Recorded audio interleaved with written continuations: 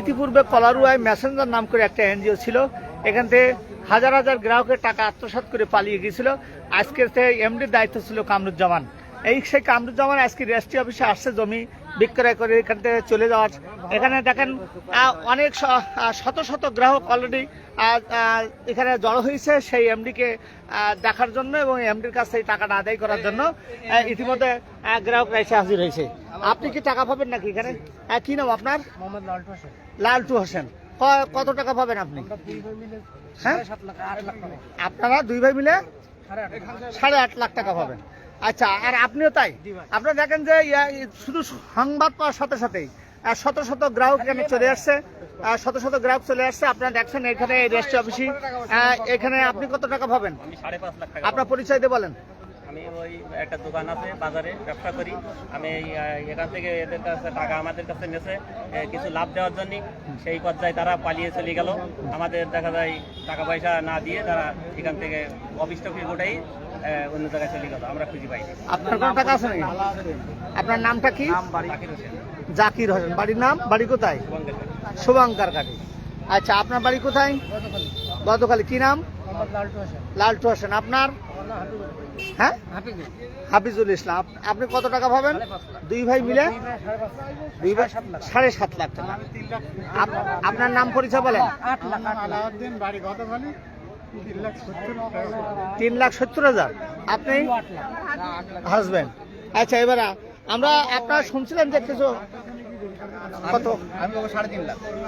আচ্ছা, 3.5 লাখ। আপনারা জানেন যে এই যে মেসেঞ্জার একটা এনজিও ছিল থানার সামনেই, সম্ভবত থানার সামনে না, অফিসটার সামনে কতদিন আগে পালিয়ে গেছে, মনে হয় প্রায় 2 বছর ধরে পালাই গেছে এই এনজিওর।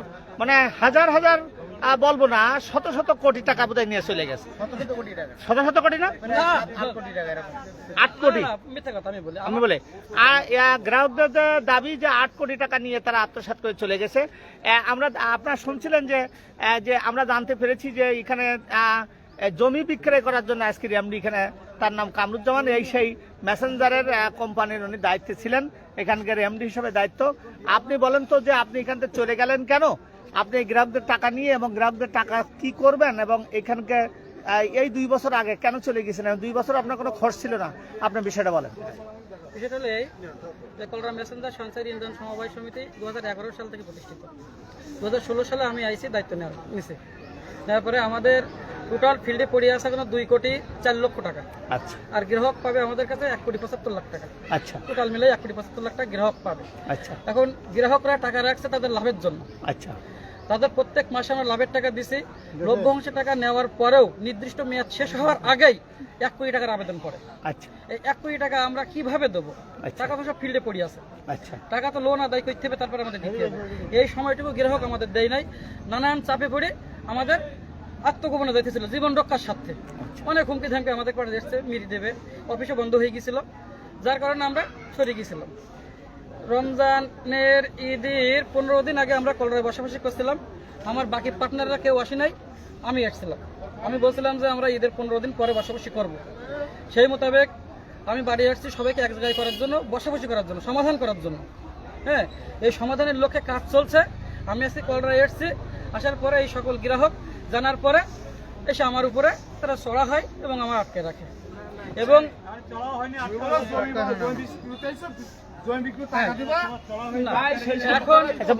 কথা শেষ করতে দেন। এখন আমরা আমার যে পার্টনারগুলো আছে আমরা এক জায়গায় করব। হ্যাঁ, এক জায়গায় করার পরে আমরা একটা সমাধানে আসবো যে আমরা কিভাবে ফিল্ড থেকে টাকাগুলো উঠাবো এবং আমরা গ্রাহকের টাকা দেবো। কারণ টাকা এখানে কেউই নেই, টাকা সব ফিল্ডে পড়ে আছে। আপনার পরিচয়টা বলেন তো। আমার নাম কামরুজ্জামান বাবু। বাড়ি কোথায়? গ্রাম বেলি। বেলি। আপনার আব্বার নাম কি? আব্দুল মাজেদ মোল্লা। আব্দুল মাল্লা। আপনি এতদিন এই ছদ্মবেশে কতদিন কোথায় ছিলেন? আমি 2 বছর ঢাকাতে ছিলাম। আচ্ছা, তো এখন আপনি এখানে আসলেন কি জন্য? আমি আসলাম জমি বিক্রি করার জন্য। নিজের জমি? নিজের জমি। কি এই গ্রাহকদের টাকা দেবেন তাই? গ্রাহকদের টাকা দেওয়ার জন্য না, আজকে আমি ব্যক্তিগত ঋণ আছে এই জন্য। এই যে গ্রাহকদের টাকা দেবেন না? অবশ্যই দেব, অবশ্যই দেব। সেটা কিভাবে? সেটা তো পরিবেশ তৈরি করতে হবে। আমরা আরো 6 জন পার্টনার আছে, এগুলো তো এক জায়গায় বসতে হবে। কারণ এটা তো আমার একার কাজ না। এখন হয়তো বা খাতা কলমে আমি একজন সভাপতি, একটা অফিস মেইনটেনেন্স করতে গেলে একজন সভাপতি থাকে, সেক্রেটারি থাকে, একজন সহসভাপতি থাকে। হ্যাঁ, একজন ক্যাশিয়ার থেকে 2 জন সদস্য থাকে। আমরা টোটাল মিলাই 6 জন হলো এই প্রতিষ্ঠানের দায়িত্বপ্রাপ্ত। মোট গ্রাহক কতটা আপনার? আমাদের গ্রাহক টোটালি লোন দেওয়া 1300 জনের, 1300 জন গ্রাহক। আরে 1300 স্টিল গ্রাহকের ছবি। লোন দেওয়া। হ্যাঁ, আমরা এখন 2 কোটি 4 লক্ষ টাকা ফিল্ডে পাবো। 2 কোটি 4 লক্ষ টাকা পাবেন, আর গ্রাহক পাবে কত? গ্রাহক পাবে 1 কোটি 75 লক্ষ টাকা। এই বিভিন্ন টাকাগুলো তুলে নেবে বলে চাপ দেয় বলে আপনারা চলে গেলেন। মানে এই যে 1 কোটি টাকার আবেদন করছে সাডেনলি হঠাৎ, হুম। এরা আমাদেরকে সময় দিতে চায় কিসের আবেদন? টাকা উঠাই নেবো, আচ্ছা টাকাটা গ্রাহকের কাছে টাকা নিয়ে লোন দেওয়া। আচ্ছা। এবং এই লোনগুলো তো আমরা আদায় না করি তো গ্রাহকের টাকা দিতে পারবো। হুম।